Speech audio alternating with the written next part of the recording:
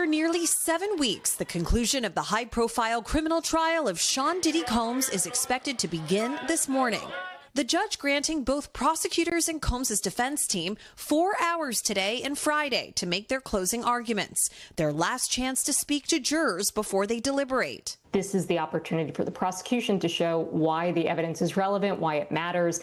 And for the defense, there are time to say this is why it doesn't prove what they need to prove. The trial captivating the country. Some spectators now predicting the verdict online. I think he might be coming home. He will be found guilty. It all began in 2023 when Combs' former girlfriend, Cassie Ventura, filed an explosive civil lawsuit accusing him of years of physical and emotional abuse, setting off a media firestorm, which only intensified when this disturbing security video, first published by CNN, showed Combs brutally beating Ventura in a hotel hallway in 2016.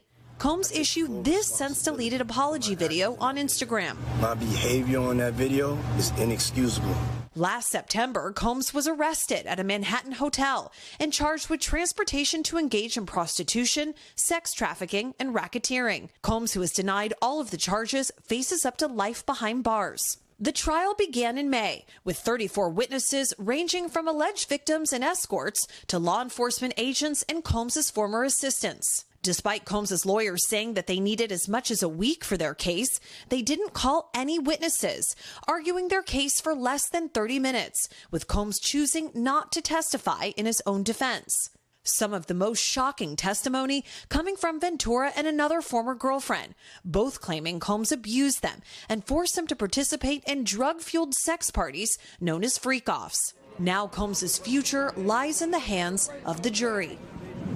So I want to talk about the changes that prosecutors made yesterday to the racketeering, the RICO conspiracy charge that Combs is facing. They have removed attempted arson, attempted kidnapping, but they're still pursuing kidnapping and arson as part of those predicate crimes that they have to prove for RICO conspiracy.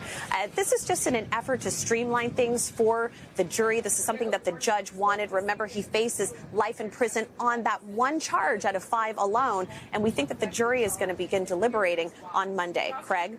Chloe Melas for us outside the courthouse in Lower Manhattan. Chloe, thank you.